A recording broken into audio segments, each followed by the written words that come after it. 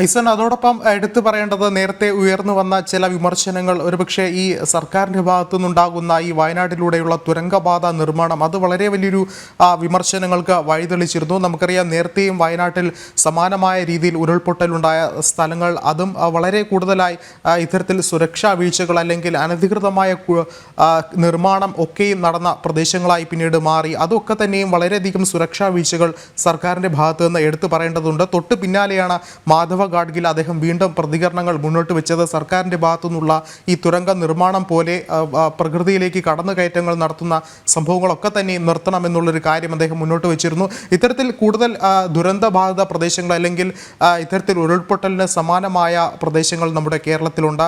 ഒരുപക്ഷെ ഇനിയുള്ള മുന്നോട്ടുള്ള യാത്രയിൽ പോലും അല്ലെങ്കിൽ മുന്നോട്ടുള്ള നിയമ നടപടികളിലായാൽ പോലും കേന്ദ്ര സർക്കാരിൻ്റെ നിരീക്ഷണം എന്ന് പറയുന്നത് ഇത്തരത്തിൽ കേരളത്തിലെ മറ്റ് സമാനമായ മേഖലകളിൽ ഇനിയൊരു ദുരന്തം ആവർത്തിക്കരുത് എന്നുള്ളൊരു കാര്യം തന്നെയാണ്. ഒരുപക്ഷെ ഇനിയുള്ള ഈ സംസ്ഥാന സർക്കാരിൻ്റെ തന്നെ വീഴ്ചകളായാലും അത്തരത്തിലുള്ള കടന്നുകയറ്റങ്ങളായാൽ പോലും അതൊക്കെ കേന്ദ്ര സർക്കാർ ചോദ്യം ചെയ്യുമെന്നുള്ളൊരു കാര്യം കൂടിയല്ലേ ഉള്ളത്. വിഷ്ണു, തീർച്ചയായും ഒരു രക്ഷാ മോഡലായി പ്രവർത്തിക്കേണ്ട ശാസ്ത്ര സംവിധാനങ്ങളെല്ലാം തന്നെ കേരളത്തിന് ഒരുക്കി നൽകുക എന്ന ആത്യന്തികമായ ഒരു ലക്ഷ്യമാണ് പ്രധാനമന്ത്രിയുടെ ഭാഗത്തു നിന്നുള്ളത് എന്ന കാര്യത്തിൽ തർക്കമില്ല.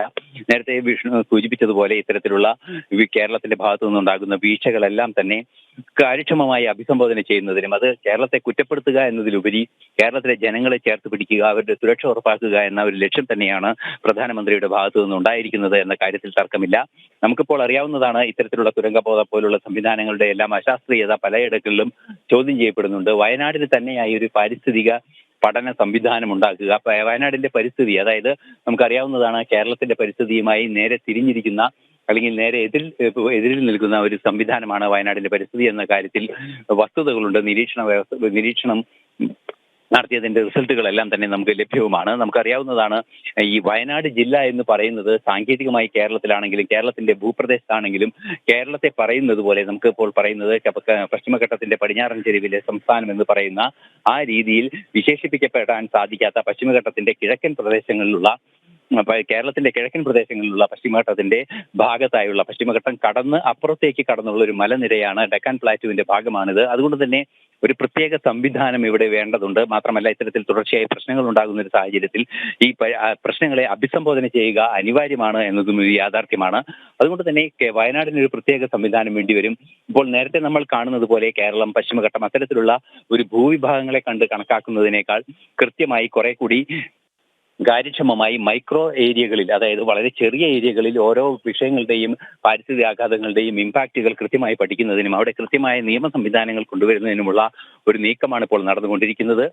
കേന്ദ്ര മന്ത്രാലയത്തിന്റെ ഭാഗത്തു നിന്നും എല്ലാം തന്നെ അത്തരത്തിലുള്ള നടപടികളാണ് മുന്നോട്ട് പോകുന്നത്. തീർച്ചയായും നമ്മളിപ്പോൾ അറിയാം, ഈ വികസനോന്മുഖമായ ഈ സസ്റ്റൈനബിൾ ഡെവലപ്മെന്റിന്റെ ആ കാഴ്ചപ്പാടിന് വിരുദ്ധമായി തുടർച്ചയായ നിലനിൽക്കുന്ന വികസനത്തിന്റെ കാഴ്ചപ്പാടിന് വിഘാതമായി നിൽക്കുന്ന വികസന ധാരണകളെയോ വികസന കാഴ്ചപ്പാടുകളെയോ പൂർണ്ണമായും ഇല്ലാതാക്കുക, അല്ലെങ്കിൽ അത്തരത്തിലുള്ള കാഴ്ചപ്പാടുകൾക്കെതിരെ കൃത്യമായ നിലപാട് സ്വീകരിക്കുക, ആ തെറ്റായ കാഴ്ചപ്പാടുകൾ തിരുത്തി പ്രകൃതിക്ക് അനുസൃതമായ പരിസ്ഥിതിക്ക് അനുസൃതമായ വികസന കാഴ്ചപ്പാടുകളും അതുപോലെ തന്നെ ശാസ്ത്ര ബോധ്യത്തിലും നടപടികൾ സ്വീകരിക്കുക എന്നൊരു നിലപാടാണ് കേന്ദ്രത്തിനുള്ളത്. തീർച്ചയായും അത്തരത്തിലുള്ള നീക്കങ്ങൾ കേന്ദ്രത്തിന്റെ ഭാഗത്തു നിന്നുണ്ടാകുമെന്ന് തന്നെയാണ് നിലവിലെ സാഹചര്യത്തിൽ മനസ്സിലാക്കാൻ സാധിക്കുന്നത്. വിഷ്ണു, ഐസൺ, അതോടൊപ്പം തന്നെ മറ്റൊരു കാര്യം, ഈ വയനാടിലുണ്ടായ ദുരന്തത്തോടൊപ്പം ചേർത്ത് പറയേണ്ട ചില കാര്യങ്ങളുണ്ട്. നമുക്കറിയാം കോഴിക്കോടും സമാനമായ രീതിയിലുള്ള ഉരുൾപൊട്ടൽ ഉണ്ടായി. അതുപോലെ കഴിഞ്ഞ ദിവസം വയനാട്ടിൽ പ്രകമ്പനം ഉണ്ടായതായുള്ള ഒരു സംഭവം ഉണ്ടായിരുന്നു. നാട്ടുകാർ പറയുന്നു ഭൂമിക്കടിയിൽ നിന്ന് പ്രകമ്പനം കേട്ടതായുള്ള ഒരു സാഹചര്യമുണ്ടായി. അത്തരത്തിൽ നോക്കുകയാണെങ്കിൽ സംസ്ഥാനത്തെ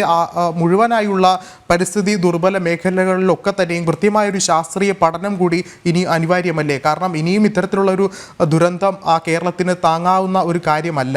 അതിനാൽ തന്നെയും ഇത്തരത്തിലുള്ള പരിസ്ഥിതി ദുർബല മേഖലകളിൽ കൂടുതൽ വിദഗ്ധരെ എത്തിച്ച് ഒരു കൃത്യമായൊരു പഠനം കൂടി നടത്തേണ്ട ഒരു സാഹചര്യം കൂടിയല്ലേ ഉള്ളത് ഇനി?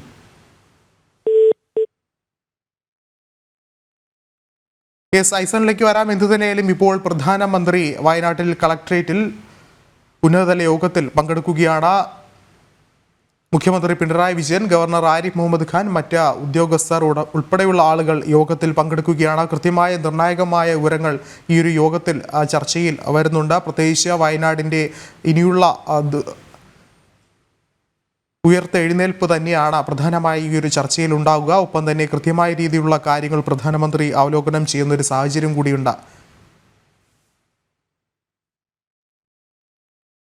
യോഗത്തിന്റെ തത്സമയ ദൃശ്യങ്ങളാണ് കാണുന്നത്. പ്രധാനമന്ത്രി ഇന്ന് രാവിലെ വയനാട് സന്ദർശിച്ചപ്പോൾ തന്നെ കൃത്യമായ രീതിയിൽ കാര്യങ്ങൾ അവലോകനം ചെയ്തിരുന്നു. ദുരന്ത ബാധിത പ്രദേശങ്ങൾ അദ്ദേഹം സന്ദർശിച്ചിരുന്നു. വ്യോമ നിരീക്ഷണത്തിലൂടെയാണ് അദ്ദേഹം ദുരന്തത്തിന്റെ വ്യാപ്തി എത്രത്തോളമാണെന്ന് മനസ്സിലാക്കിയത്. തുടർന്നാണ് പിന്നീട് ജനങ്ങളുമായി സംവദിക്കുന്ന ഒരു സാഹചര്യമുണ്ടായത്. മേപ്പാടി, ചൂരൽമല, മുണ്ടക്കൈ എന്നിവിടങ്ങളിൽ അദ്ദേഹം സന്ദർശിച്ചു. ഒപ്പം ദുരിതാശ്വാസ ക്യാമ്പുകളും ദുരിതബാധിതരെയും അദ്ദേഹം നേരിട്ട് കണ്ട് സന്ദർശിച്ചു. ആശ്വാസ വാക്കുകളേകിയാണ് അവരെ ആശ്വസിപ്പിച്ചത്. ക്യാമ്പിലെ 9 പേരോട് പ്രധാനമന്ത്രി സാഹചര്യങ്ങൾ നേരിട്ടെത്തി ചോദിച്ചറിഞ്ഞു. തുടർന്ന് വിംസ് ആശുപത്രിയിൽ ചികിത്സയിൽ കഴിയുന്നവരെയും പ്രധാനമന്ത്രി ഇന്ന് സന്ദർശിക്കുന്ന ഒരു സാഹചര്യമുണ്ടായി. കളക്ടറേറ്റിലെത്തിയ പ്രധാനമന്ത്രി ഇപ്പോൾ ഉന്നതതല യോഗത്തിലും പങ്കെടുക്കുകയാണ്.